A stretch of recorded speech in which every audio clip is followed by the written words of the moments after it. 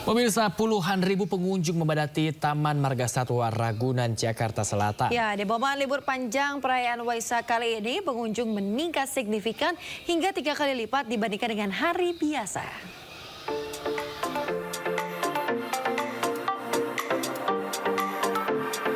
Libur Waisak, Taman Marga Satwa Ragunan telah dipadati ribuan pengunjung. Tercatat selama masa libur panjang akhir pekan, jumlah kunjungan ke Ragunan bisa mencapai 40 hingga 50 ribu orang dalam sehari. Ragunan selalu menjadi pilihan favorit masyarakat ibu kota khususnya untuk berwisata.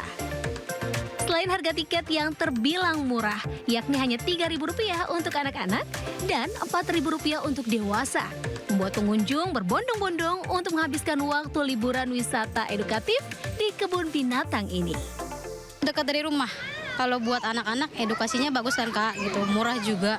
Jadi udah paling terjangkau deh gitu, nggak usah jauh-jauh kalau bawa anak gitu. Penuh, di sana juga penuh. Sekarang kan lagi liburan panjang. Sebetahnya aja anak-anak ya, kita kan ini rombongan. Ya, kemungkinan sampai sore. Selain bisa melihat berbagai jenis satwa, mulai mamalia, primata, reptil, hingga jenis unggas, pengunjung juga bisa berkeliling dengan beragam fasilitas lain. Seperti sepeda listrik, kereta keliling, atau perahu angsa yang bisa disewa dengan harga mulai Rp10.000 saja. Ragunan buka setiap hari, kecuali hari Senin jika tidak libur nasional, mulai pukul 7 pagi hingga 4 sore. Di Jakarta, Galuh Pandu, Okta Indra Laksana, Anyus melaporkan.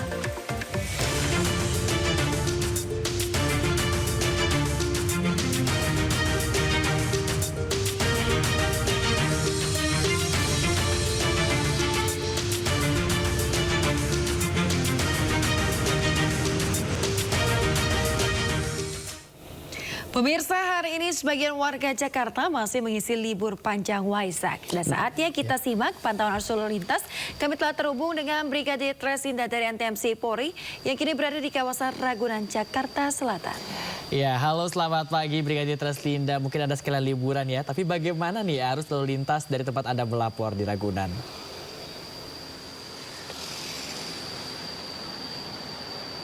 Ya baik, terima kasih rekan saya Bayu dan juga Yasmin di studio. Dan pemirsa, Anda yang memilih untuk menghabiskan waktu libur panjang ke arah Ragunan pada pagi hari ini, arus lalu lintas di kawasan Ragunan memang terlihat dalam keadaan ramai lancar. Di beberapa ruas jalan terjadi peningkatan volume kendaraan tentunya. Hal ini imbas dengan aktivitas masyarakat yang akan mengarah ke Ragunan. Untuk kepadatan kendaraan terlihat di Tol Fatmawati yang akan mengarah ke Cilandak dan juga Ragunan pada pagi hari ini sudah mulai terlihat dengan dominasi kendaraan roda 4 di sana, di mana hal ini juga dengan adanya aktivitas libur panjang memang banyak masyarakat yang memilih untuk menghabiskan waktu di arah Ragunan.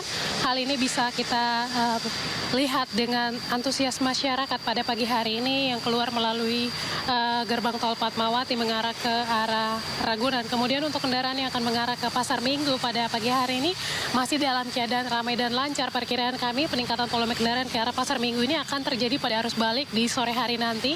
Tentunya kami harapkan bagi para pengguna jalan Anda untuk selalu menjaga batas kecepatan dan juga jaga jarak aman kendaraan Anda. Kemudian kendaraan dari arah Ragunan pada pagi hari ini juga dalam keadaan ramai cenderung tersendat di antrian traffic light dengan dominasi kendaraan roda 2. Kemudian untuk kendaraan yang akan mengarah ke Cilandak pada pagi hari ini dalam keadaan ramai dan lancar. Untuk kendaraan yang akan mengarah ke Pejaten juga dalam keadaan ramai cenderung tersendat di antrian traffic light. Kemudian pemirsa, pada pagi hari ini cuaca di kawasan Ragunan ini dalam keadaan cerah. Tentunya bagi Anda yang akan memilih menghabiskan waktu di kawasan Ragunan, hal ini dapat dilaksanakan dengan baik mengingat cuaca juga sangat mendukung. Dan tentunya juga kami berharap Anda dapat mematuhi rambu lalu lintas serta marka jalan yang ada. Kemudian hal ini juga dalam rangka mencegah terjadinya angka kecelakaan lalu lintas di jalan raya yang melibatkan pengguna kendaraan roda 2 maupun roda 4. Untuk itu kami harapkan Anda untuk selalu tertib dalam berkendara, mematuhi rambu lalu lintas serta marka jalan yang ada. Kemudian sebagai informasi, berdasarkan data NSMS Korlantas Polri, dalam kurun waktu 1 kali 24 jam, terjadi 185 kasus laka lantas dengan rincian korban meninggal dunia sebanyak 23 orang, korban luka berat 23 orang, dan korban luka ringan tercatat 265 orang. Dari data tersebut didominasi oleh kendaraan roda 2. Untuk itu kami harapkan juga bagi para pengguna kendaraan roda 2, Anda selalu mematuhi batas kecepatan dan juga pastikan kelengkapan kendaraan Anda seperti helm standar SNI selalu digunakan. Hal ini untuk menghindari apabila terjadi benturan di jalan raya. Kemudian bagi Anda yang melakukan perjalanan libur keluar kota, pastikan kendaraan Anda dalam keadaan layak jalan. Kemudian apabila Anda lelah, beristirahatlah sejenak. Hal ini untuk menghindari terjadinya microslip yang dapat menyebabkan kecelakaan lalu lintas. Bagi Anda yang akan mengupdate informasi-informasi seputar arus lalu lintas terkini, kami siap melayani Anda di 15669 ataupun melalui SMS center kami di 9119. Demikian Brigadir Traslinda melaporkan, Yasmin dan juga Bayu kembali ke Anda di studio. Silakan. Berkat Anda, Brigadir Traslinda, liburan di Ragunan ini bisa menjadi lebih lancar. Terima kasih atas laporannya dari kawasan Ragunan, Jakarta Selatan. Selamat bertugas kembali dan salam presisi.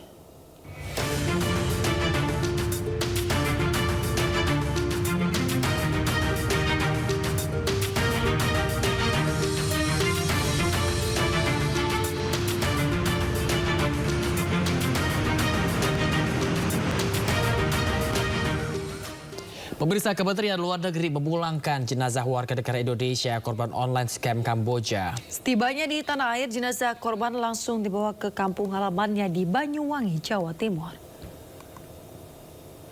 Pemirsa, korban online scam Kamboja yang diidentifikasi bernama Rizal Sampurna ini meninggal dunia akibat serangan jantung. Namun pihak KBRI di Phnom Penh langsung menindaklanjuti kepada kepolisian di Kamboja untuk membantu mencari pihak perusahaan dan juga meminta pertanggungjawaban.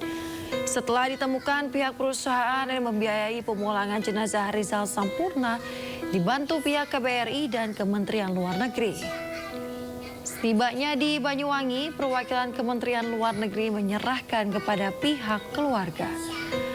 Kementerian Luar Negeri juga terus mengimbau agar warga Indonesia berhati-hati saat menerima tawaran kerja yang mencurigakan dan dapat berujung pada jebakan eksploitasi perusahaan online scam.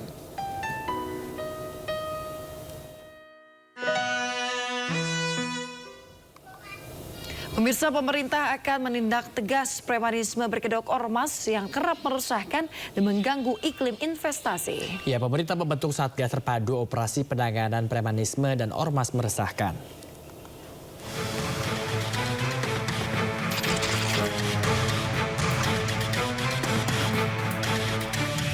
Satu persatu bendera ormas di 8 kecamatan di Jakarta Pusat dicabut dan ditertibkan polisi.